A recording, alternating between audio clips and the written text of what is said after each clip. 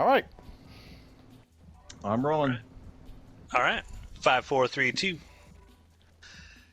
You know, folks, they say all roads lead to Rome. And the road that we've been traveling has been bumpy and rocky for quite a while. But we have reached the end of our reviews here on Jupiter's Croc of HBO's Rome television show. My name is Matthew, joined once again by Ronan. You don't get to pick the shows anymore! Like, that ability has been taken away from you. Fair. If I don't have to expend any more energy and you guys do all the work on it, fair. I'm fine with it. And the man who is not happy to be here really right now at all, who has lost all interest in the show 110%, is Plodicus himself, Steve. So once again, you two have both forgotten that I'm the one that picked this show. But Matt started it. That's Stop the yelling second at me. time that this has happened. That you two that Ronan has accused Matt of picking this show, and Matt has willingly taken the blame for it. That's because Okay, Matt knows. Because Matt knows what. Because Matt in a long con. He's like, I'm gonna fuck this Ronan guy over with this show. I'm gonna play the long game. I'm gonna talk about how great it is. I'm going to whisper Not these true, words because into I my am good friend myself saying Steve. I don't like it anymore. But you, Oh but my you, god! Look at all those 8s and 6s. but it started Oh, that way. everyone, we flopped a full house. No, nobody. I It never You started that bewitched way. Steve, and Steve I picked would this have show. won that if I had stated. I God didn't damn it. bewitch Steve. I don't have the powers of bewitchment over Steve. That's not true. So yeah, folks, we are here. We are at the end. What? I didn't even look up what this episode's called. Do we About know? your father. I don't know. About your father. I'll let Okay. you try and say the Latin for that. I'm but not no. going to try. No, I'm not going to try. About your father, the English translation of the Latin phrase. Now, last episode, look, we have something to look forward to. Yeah, the naval battle, the epic naval battle. So at least we're going to have that. But before we get to the naval battle and all the coolness about it, what were you guys looking for in this final episode? I'm going to start with Steve first. We've gone through however many hours of this show. You were completely uninterested at this point, which you've said multiple times at this point. But was there something that you were like, okay, at the very least, I need this final show to give me X, Y, or Z? Like, what were you looking for in the wrap-up? I wanted to see Octavian just completely ascend to the height of Roman power. At least pay that off. Don't end again. I watched this episode twice now, so watching it again recently to record. I knew what to expect, but the first time I saw it, I was like, at least pay that off. Don't end the series where Octavian still has enemies to go fight before he becomes Augustus. Okay, I think that's fair. Ronan, what were you looking for in this final episode? The credits. That's what I was looking for. Fair. But Steve didn't say that. When you asked Steve, like, Steve's gonna say the credits, isn't he? He didn't. Yes, I'm good. So he didn't steal it. Yes. What I was looking for in this final episode was the resolution of Mark Antony and Cleopatra's demise, because of course it's very famous historically what allegedly happened between them. So I was actually most looking forward to sort of seeing how that all played out and whether or not the show was going to alter or change or do any of that stuff. So that's what I was looking forward to. Any other final comments before we discuss the fucking naval scene, man? Fuck this guy. I just won. let's- That was a nice. That was nice on me. Good poker playing. Continue. All right, let's get into it. All right, let's do it. Something was wrong with my HBO Max because the episode kept starting like in the middle of the episode. Like I missed.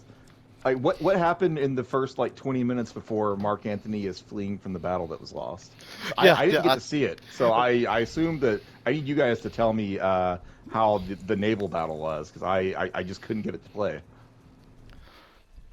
Yeah. Go ahead, Ronan. Punting this to me. God damn it. So what happens is at the start of the show, like their ship's sinking and everything, and it's Mark Antony bravely fleeing from. There wasn't a fucking. There was no boat battle. We lied. We lied to you. That's right, listener. We lied to you. Are We're you frauds. We're hack fucking frauds. kidding me? Like that was when I watched this episode the first time. It just begins with the battle is lost and Mark Antony is on a small boat running away from the battle. And my actual thought was, are you fucking kidding me? No, the show was not kidding. They just an entire fucking battle. Or like what the most important battle, the one that finally puts the nail in the Mark Antony coffin, happened off screen between episodes. Yep. I was honestly like I was not shocked by it because like every other battle they had done this like with the slight exception there was a little bit with Brutus, but It's the series finale. I no I tried How could you do this? I totally was like they're not going to show us anything. Like I had some information about this show before I started watching it, but I genuinely didn't know that like they skimp out on all the battles. But I just learned enough from the previous season and every episode up to this. Like they don't do it. They're not going to do it. They don't have the stomach to show to show old world battle scenes. They would rather spend that money on sets that will burn. What I think is kind of sad about this whole thing is that part of the appeal of ancient Rome for just average people and historians and stuff is the military component of it, because the military component is literally how Rome became Rome in the first place. Without their military and their tactics and how they sort of, took over all this land, we would not even be having a show called Rome because no one would give a shit. Honestly, we may not have a show called Macedonia. We may not. Gives... We can get real. We may not have society today as it stands now, if not for the way Rome operated, because so much of modern society comes from Rome. When you put it like that, I kind of wish Rome had failed. I don't know that I want today's society. It did fail. It's so sad. It's like you can give us 5 minutes of a battle scene. I don't need to see the entire naval battle scene from when the boats first get onto the Mediterranean and all of that. Just give me a little bit of this is how the battle was lost. We don't even know how the battle was lost. We have no fucking clue. There was no setup as to... The last time we saw Octavian on a battlefield, he had no fucking idea what he was doing. He deferred to Mark Antony in every situation. He had nothing. He knew nothing of he knew fuck about fuck, and that was it. And suddenly, he's won a naval battle against one of Rome's greatest military people. Yeah, and we've never even seen Mark Antony. Fighting a battle on land is much different than fighting a battle at sea. We've never been established that Mark Antony has any idea what he's doing on the sea. We've never been established that Octavian has any idea what's going on a sea battle. We've not been introduced to any other characters that would be sort of plotting and planning. This is how we're going to take. We have no idea. We've never even seen a boat, really, other than Adia and Octavia showing up on one at a dock. And, I think that's, it starts this episode on such a down, emotional thing. Because I was like, oh, I'd forgotten. There's literally nothing. Literally nothing. And from that point forward... I did not give a fuck about what happened. Welcome to the club, brother. Welcome to the not give a fuck club. I was like, man, I'm so just deflated by not getting the one of the things I really wanted to see. And all right, so now we're just gonna watch Mark Antony be drugged out of his mind for the next. Thrilling. Aren't you excited for that, Matt? Aren't you super fucking excited to hear? I'm super excied to hear Steve work his way through it. That's what I'm excited for. So, Steve, no naval battle. No naval battle. Let's get into it. Varinus and Mark Antony survive. They're fleeing. Mark Antony is completely distraught. But he heals himself spiritually by organizing another orgy inside the Egyptian courtyard. And there's a Roman courier of some sort that is relaying messages between Mark Antony and Octavian, trying to get them to come to terms of surrender. The terms that Mark Antony has offered are, uh, me and Cleopatra will just leave. We will leave. We will live a quiet life. We will never involve ourselves in politics again. Just leave us alone. Let Cleopatra's children ascend to the Egyptian throne, and they're basically yours to manipulate as you see fit. Just let us go. Let Cleopatra's bloodline continue to exist, and we will disappear. And Octavian says, absolutely the fuck not. Uh, the only terms I will accept are Mark Antony and Cleopatra come out and present themselves to me without any strings attached. And of course, Mark Antony is not. He's a Is Roman. He not. knows what that means. Yeah, Mark Antony is not going to agree to that. Octavian also knows that Varenus is in there, and he has brought Titus Pullo with him. Uh, we didn't talk about it in the last episode, but there's a scene in the last episode where Octavian's like, "You'll come with me because maybe you can talk some sense into Varenus." And it's like, "I won't order you to come with me. I But will if I have or, no, to. Though. I will order you to come with me, but I don't want to. So I just, best buddy Titus Pillow, I need you to just agree to come with me, and Pillow That's does. still And kind so, of an order, right? Yeah, that's absolutely an ultimatum. Like, you can either come You're willingly, it's finger like quotes, or I will force you there's to. no scenario in which me as yeah, your bro is not going to let you go. yeah, So I just want to feel you better don't about have a myself by choice, hearing you say the words. Yeah, I'll go. right? Yeah. No, So, it's emotional manipulation, 100%. so Titus Pillow is there, and Octavian's like, look, if people don't come out, I'm gonna have to lay siege to the Egyptian palace. I will burn it down with everyone in there unless this is resolved in a more peaceful way. So he says, Titus Pullo, hey, is there any message that you could send to Varenus to get Varenus to just open the gates and let us in? And Pullo says no, but he's still going to pass the message on anyway. And he says, uh, tell Varenus that his children are well, and I hope my son is also well. And everyone looks at Pullo, like, when did you get a kid? He's like, it's an inside joke. Inside joke. Pullo is talking about Caesarion. I don't know that. I mean, we get no confirmation one way or the other, but Pullo has no reason to believe that Caesarion is not his kid. And so the courier takes the message back inside, tells Vernus about all this, and Vernus is like, "Nope, I'm still loyal." Vernus is loyal to a fault. So I am horrendous. I think Polo even mentions that to Octavian, right? Where he's just like, dude, he's not going to do anything. Because he tells him it's that. Varenus. Come on, it's Varenus. We know who he is and what he's going to do. Yeah, and so this plan falls through. Varenus is not going to turn on Mark Antony. Like he takes his oaths very seriously. As long as they're not towards his family, then he could give fuck all about it. Yeah, then he'll just abandon them. Yeah. But the courier brings two messages in. One is telling Mark Antony that Caesar or Octavian says no, like you're going to come outside and you're probably going to fucking die.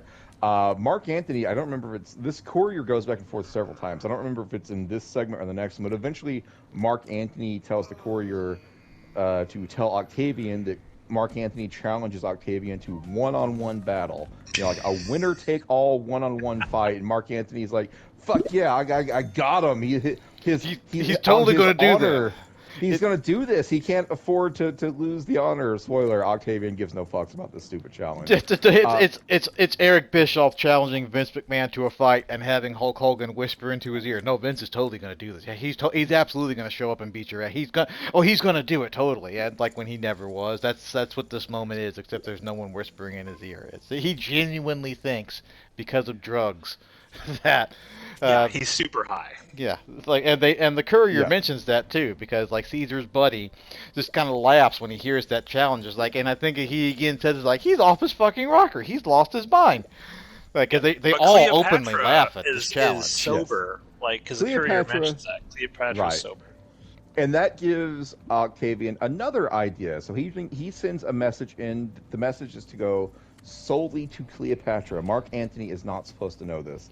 And that message is, hey, if you kill Mark Antony, get him to kill himself, basically just turn on Mark Antony and surrender essentially, I'll leave you alone. Like, you'll remain the queen of Egypt. Your children will be safe.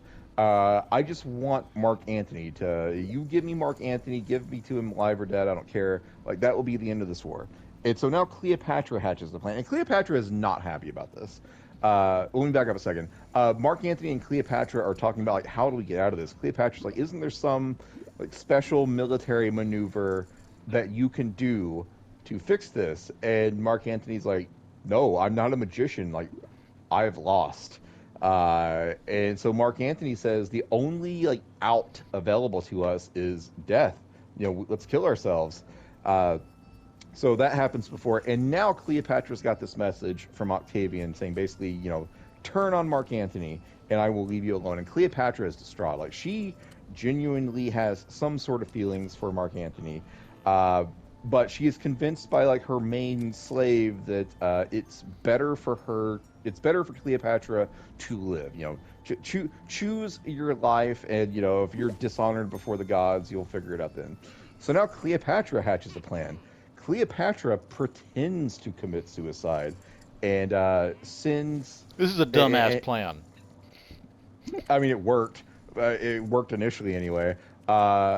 Cleopatra pretends to commit suicide, and then Cleopatra's main slave covers herself in blood and goes to Mark Antony the next day and is like, "I'm so sorry, Cleopatra. She decided to go without you. She couldn't face you." This takes place after their weird victory orgy. Yeah, the weird not victory orgy where Octavian has turned down the one-on-one fight.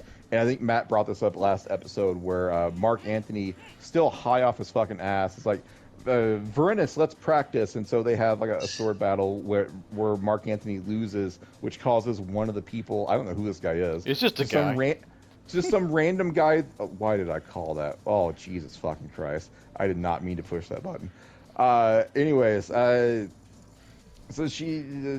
Mark Antony challenges this guy who laughed to a sword fight and kills him. And Mark Antony, again, high as a fucking kite, it's like, fuck yeah, I'm a badass, and everyone cheers for him.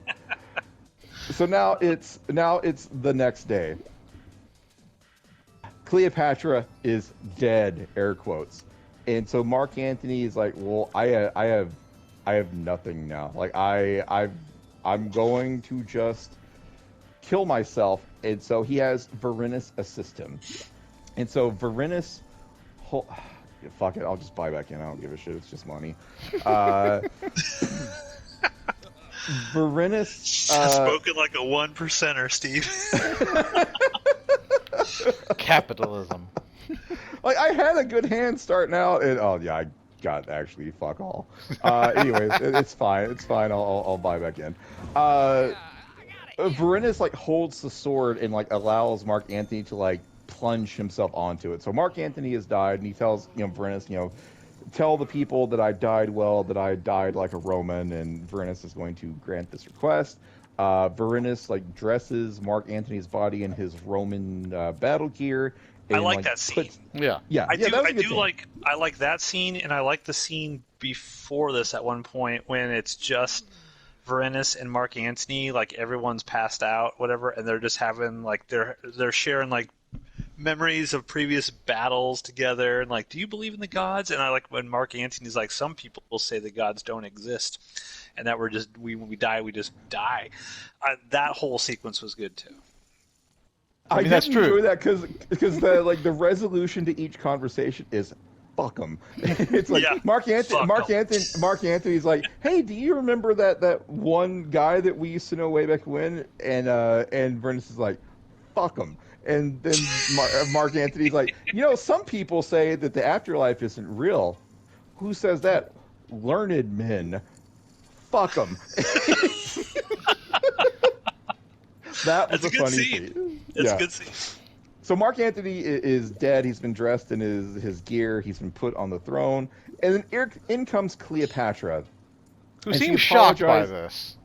See, I thought she was shocked. I thought I guess when I was watching it, I thought the assistant did all this without Cleopatra's knowledge. That's what I thought, but I guess because I she's was no, wrong about that. no. I don't. Cleopatra was in on this because later Yeah, on see, she says to Mark Antony's body, like, "I'm sorry, I lied to you. You were right, and Octavian's a yeah, monster." Cleopatra was in on this. yeah. It just seemed when I was watching at the Yeah, time, but the way I the thought that. actress plays this, she seems like genuinely stunned. Like, what the fuck Yeah, do you No, think was going to happen? she genuinely loved Mark Antony. She's allowed to have feelings about seeing his corpse, even if she orchestrated it. no, she's not allowed that, Steve, because it No. confuses the viewer. Sorry. I apologize. You're right. Yeah. You're right. She was Confuses the not allowed to viewer. feel anything. Yeah. We thought it was shock. I'm with Ronan. I thought she was like shocked. No, I was not confused at all. I think she did not want to pull the trigger on this. Look at you paying but- full attention to this show. Yeah. She did not want to pull the trigger on this, but ultimately was talked into it and now has to live with the consequences, which is dead husband. Like, she's not happy about that, even if she thought that it was her only play. No, I mean, I it was a defer dumb to you. play. Anyway. You're watching it a lot closer than we are. Yeah, you're right, the madman who watched this episode twice. I don't know did why watch- anyone. I mean, would do Matt's that. also watched it twice. Well, but yeah, that's why you're both to blame. Matt watched all this twice. Anyways, Cleopatra is distraught, but she apologizes to Mark Antony's corpse, and Varenus is just fucking staring her down, and she says, "Does Varenus wish to speak?" He's like, "Nope." He's like, and she says, "Then look away from me," and he's he like, doesn't. "Nope." And he goes to, and she's like, "What's your fucking problem?" And he tells her, "I should open your fucking stomach right now." He is livid that Mark Antony killed himself based on a lie. But Cleopatra says, "Well, you should have killed yourself too." And he says, "I can't, because now I have to take Caesarion and flee." And she's like, "What do you mean flee? Like, yeah, I made peace with Octavian." And Varenus is just like, "You stupid motherfucker. He's not going to like agree, he's not going to honor this deal. Like, he's going to kill Octavian, and the rest of you are going to be put in chains." And Cleopatra's like, He'll "No." kill Caesarion. He'll kill Caesarion, but the rest of Cleopatra's family will be, imprisoned or basically like Paraded through Rome. Paraded through Rome. They're going to lose. Yeah. And Cleopatra still doesn't really believe him. I think she's still holding on hope that Octavian's going to honor the deal, but she knows that Caesarion is fucked, and so she agrees to let Varenus take Caesarion and flee to protect Caesarion. So they are on the run now. Then Octavian comes in. It's like the next day, Octavian comes in, and he's like, "Oh, Cleopatra, I know you were a victim of Mark Antony. It's all good now. We're gonna be completely fine. We're gonna be best buds." And they make peace.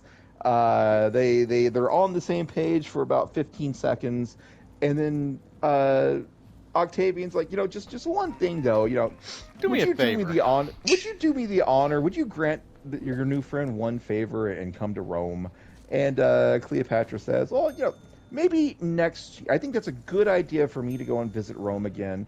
But next year, after the grieving period for Mark Antony's over, because Mark Antony, he was totally in charge. He's the one that did all these bad things. But he was still my husband, and I have to grieve for him. So next year, I will come to Rome." And Octavian's like, "Yeah, that's a good idea.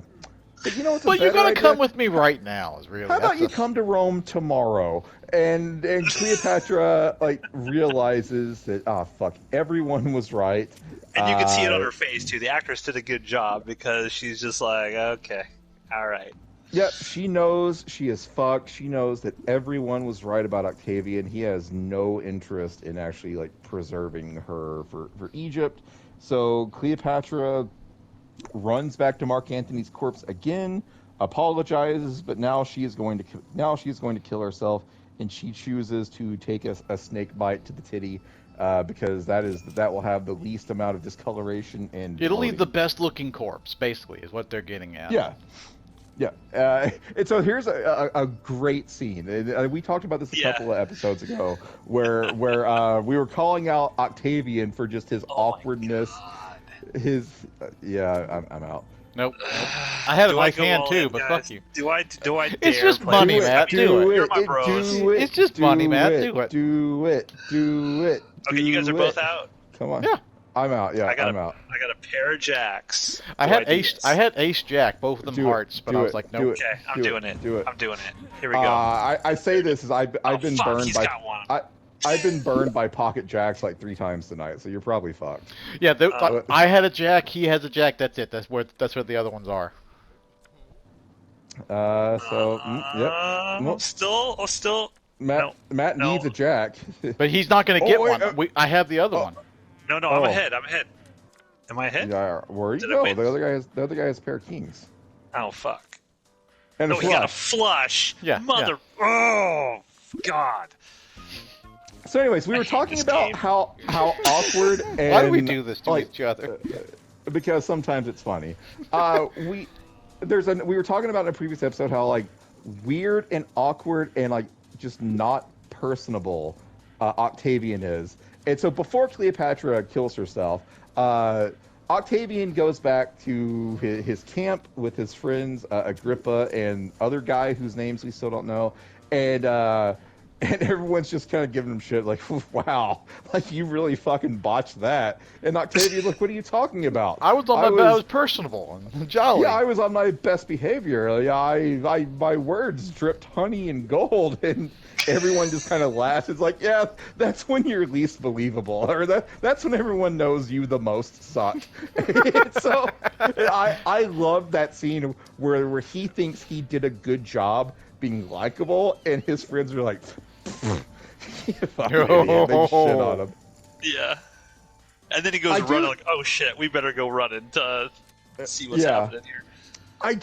This is just not unique to the show, but this is just a trope I love in storytelling where there's some ultra powerful person that will absolutely fucking have you tortured and killed, but he's also got a friend that is in there's in his good graces so much that the friend is allowed to shit on him a little bit. Like Posca had that relationship with Caesar back in season 1, and I really like that as well. But anyways, so they rush back in because Octavian's like, oh wait, my friends are right. I do kind of suck when I'm being nice to people.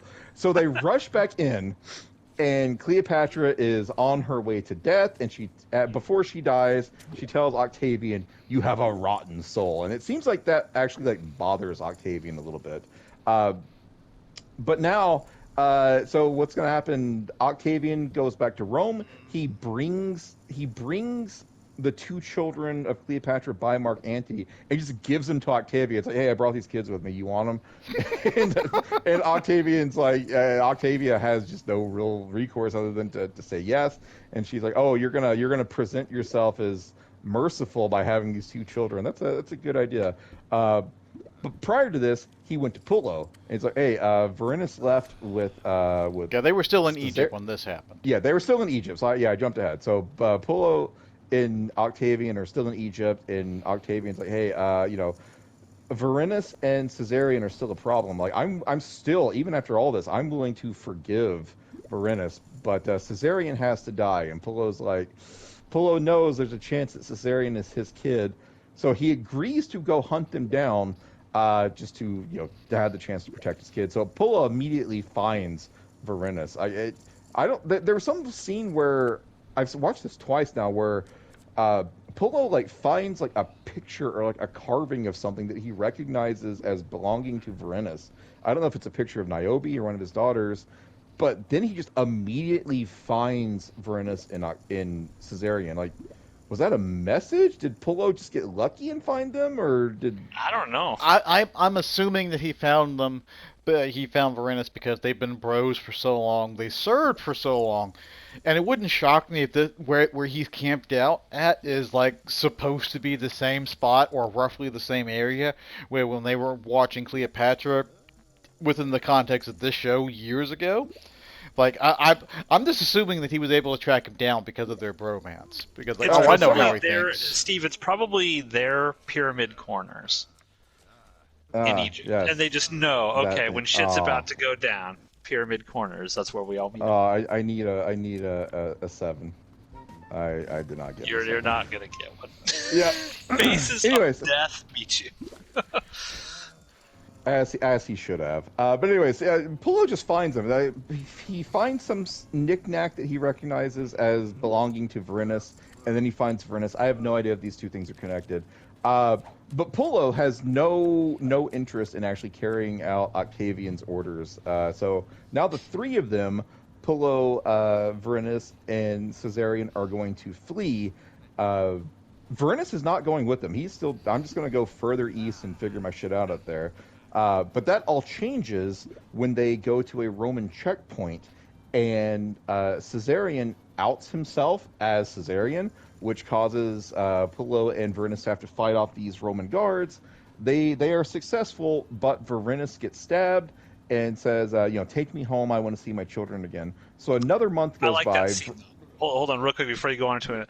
I like that scene because Verinus gets stabbed all the way through his chest, like the beginning of that fight, and the two of them still take down like 20 fully armored like Roman soldiers. Like, okay, they gave him one last badass moment for these two, which I actually enjoyed. Yes, for these two Hate characters that fucking kid though, God. Yeah, for these two characters that do not deserve a hurrah moment, they get a hurrah moment. Yes, this was great storytelling. Oh, man. Children God, ruin everything. I think just everyone keep agrees busting to that. out. Yeah, we are. I have had to buy in twice now, so I'm 10,000 down. I have not busted out. I'm... I have not busted out once. I've doubled my money. So, anyways, Verinus is dying now, and so he says, "Take me home." It's like another month goes by, or another 2 months, and somehow Verinus survived. It survives with just a bad stab wound in his back. Makes it home to Rome, where he gets a brief moment to reconcile with his kids. Octavian is going to have a triumph, and I think Matt wanted to talk about this scene with all of the ladies in Octavian's life are kind of jockeying for position, including Adia. Yeah, it was very, very cool because Adia is completely crushed when she finds out like Mark Antony's dead. She's like despondent. She doesn't want to do anything at all. And Octavia's like, come on, like you got to get back on the horse or whatever. And Adia's having none of it. And then there's this whole sequence when they're about ready to go out for this triumph. And the girl whose boobs Steve does not want to look at, she's like, hey, we're going to lead. Is she ever given a name? Livia. Oh, Livia. Okay. Livia. So Livia is going through the motions here, and then Adia shows up. And I love this sort of thing because it reminded me of, you guys won't get the reference, so I won't even mention it. It was going to be an Andor reference. I'm about to say it's fucking Star Wars, isn't it? It's fucking Star Wars. It's always Star Wars with you. So anyway, there's this great moment where Adia kind of looks at Livia, and they have this moment where Adia's like, you're gonna try to fucking kill me later on. I know you because she recognizes like herself in Livia, and then I love when she's like, better women than you have tried and failed or something like that, and then she actually leads out the procession of women for the triumph, which I really liked. I thought that was a really cool scene for all of them.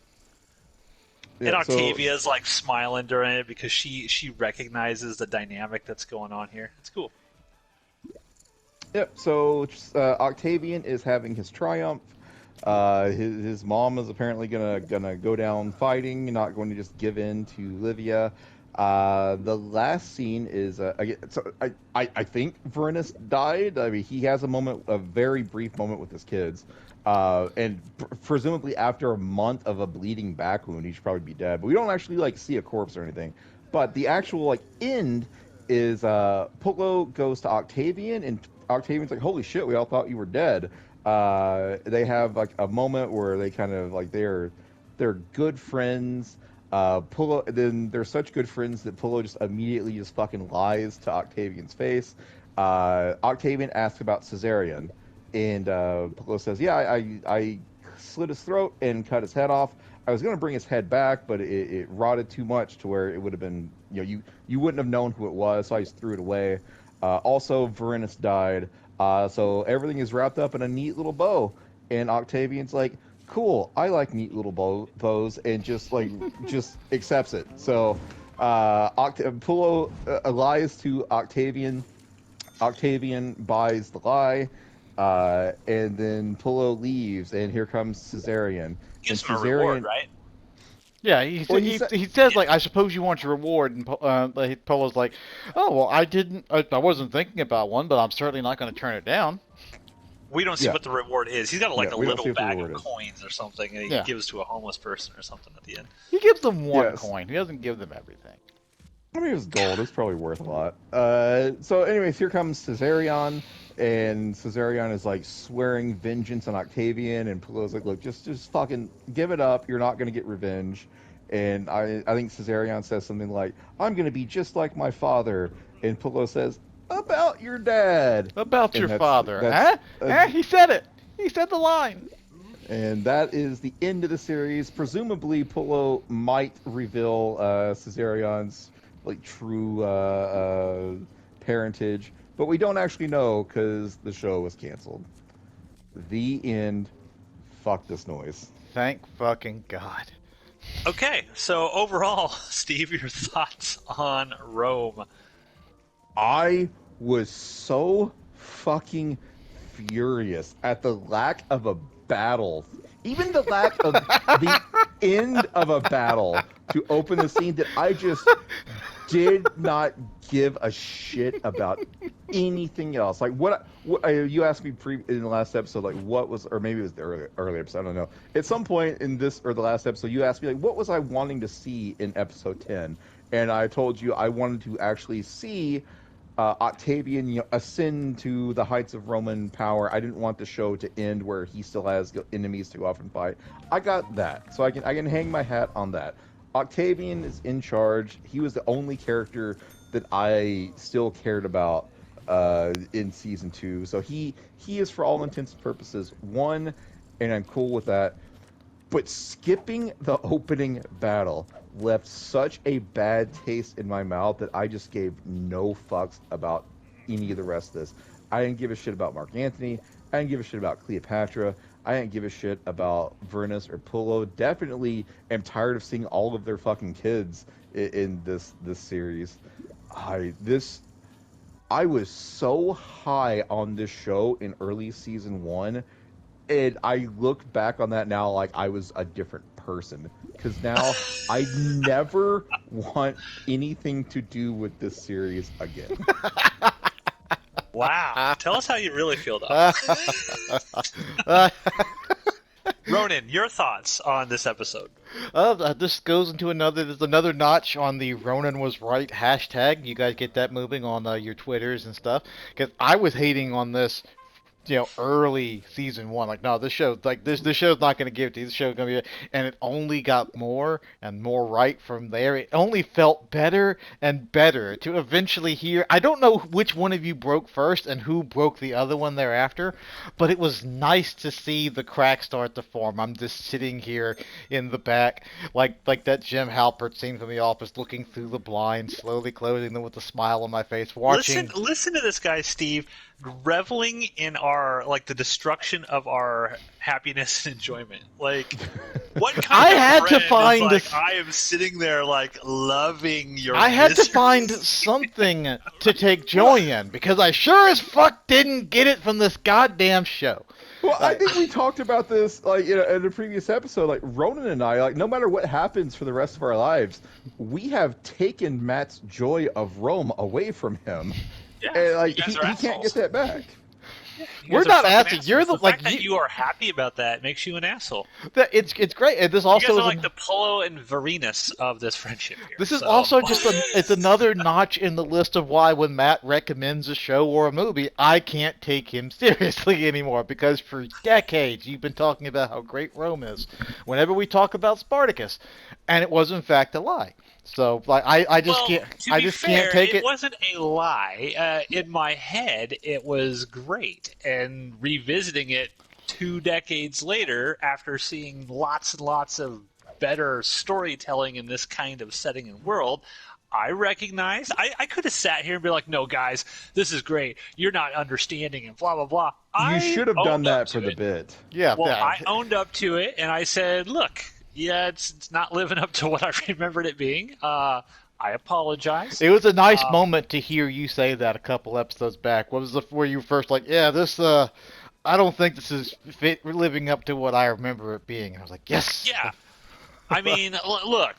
The thing about it is, you can't lie about it. It's okay. Like if you really thought you loved something and you revisit it, and you're like, actually, no, you don't have to act and put on pretenses and pretend that it's Revisiting this good. friendship.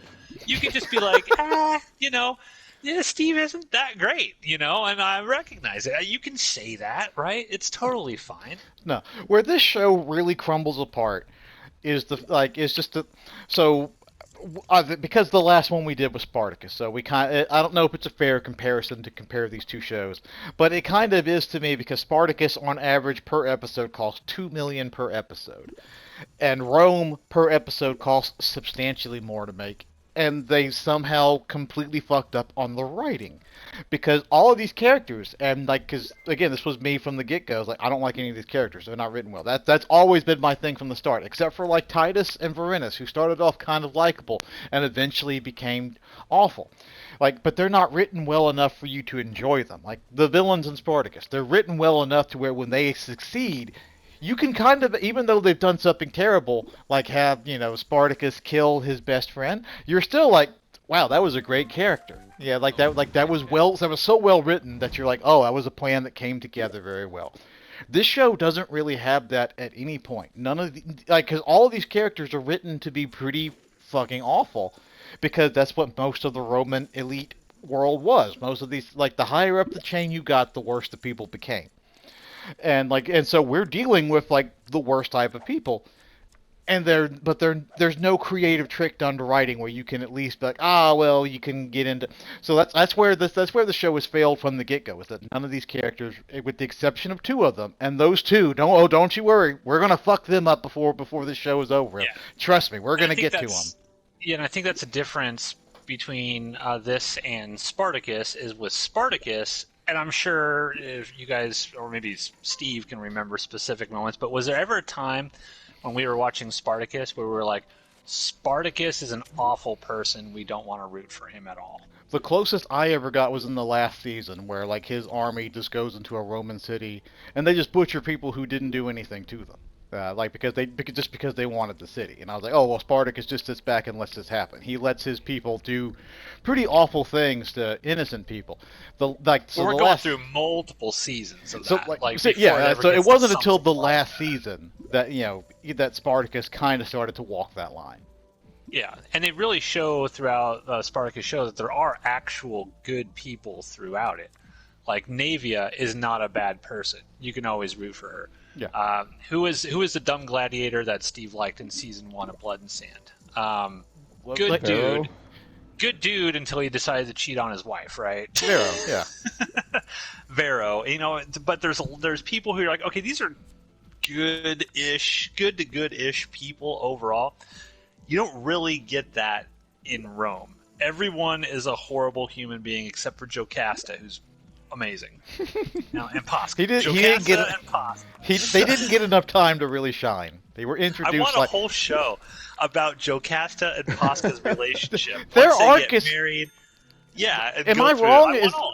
Am I wrong? Is their arc of like the two of them and how their relation isn't that introduced in the literal last two episodes of this show? I mean, they get coupled together before that, but you don't see their dynamic until like the last two episodes of this show, right? I think so. It's the last two or three. Yeah. So so it comes. It's too late. I want to see. I want to see the adventures of Jocasta and Pasca. The happy adventures. Because they're just so into each other. Everything just works out for them. He's just so happy to have a doting wife, and she's so happy that somebody was actually willing to take her off of the street, because like her situation that Attia fucking put her in and never got any up and comings for. That's another thing.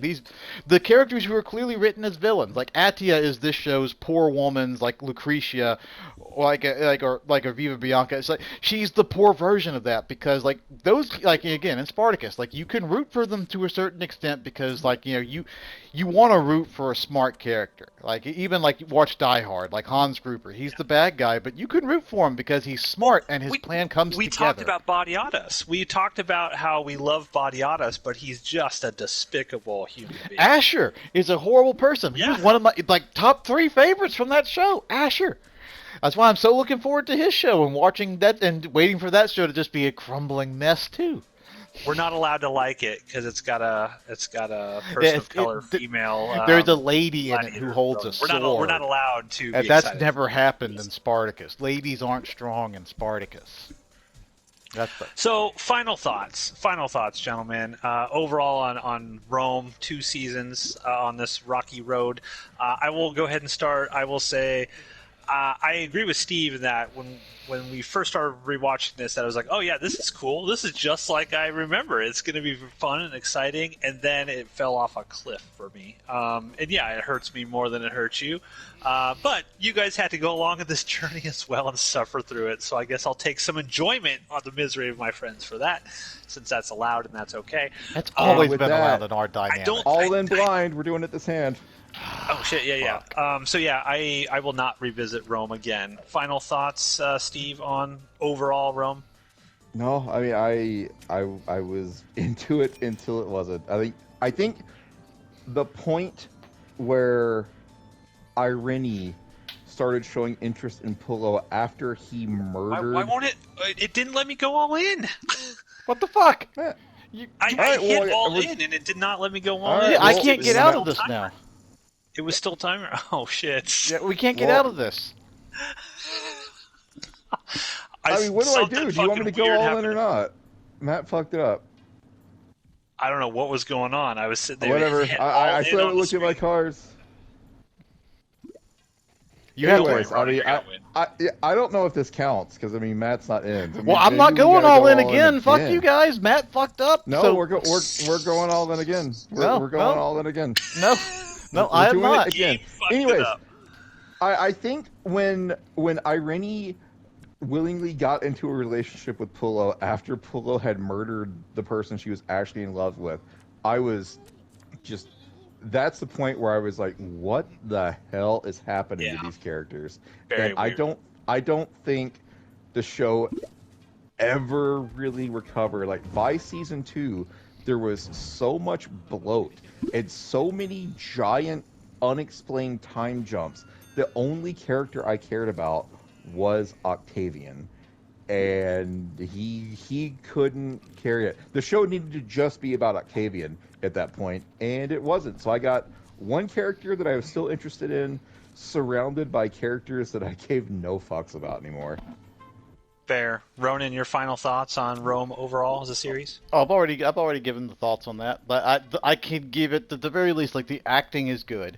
It's not against the actors that that they were given bullshit to work with, and a lot of times they take this bullshit and like as we've mentioned several times where this was a great scene in this shitty show, so good actors can take shit and turn it into something good, but it doesn't salvage Guys, the I'm material. going in blind again because Okay, I'm going to try this again. I'm just going for it. I'm doing it. And with that, folks, we're done with Rome, but the next time you hear something on Jupiter's Croc, we're going to be talking about House of Motherfucking Asher. Ronan, what do you expect from that show? At this point, nothing. I'm going to go into it with this. I've watched the trailers. I'm not like, I'm going to expect such and such of it. No. It's like, I just hope it will be good. That is the most I can hope for. Like, I hope it is good because a lot of modern TV shows are just written.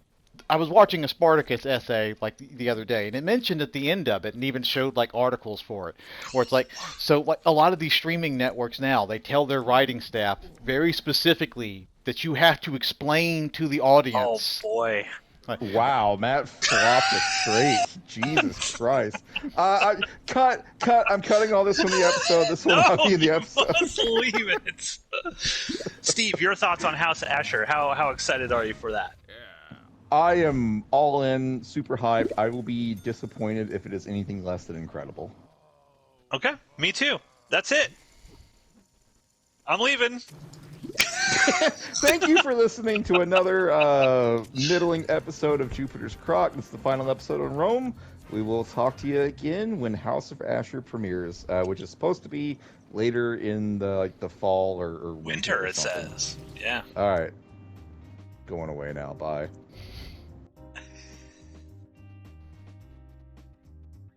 Stop recording.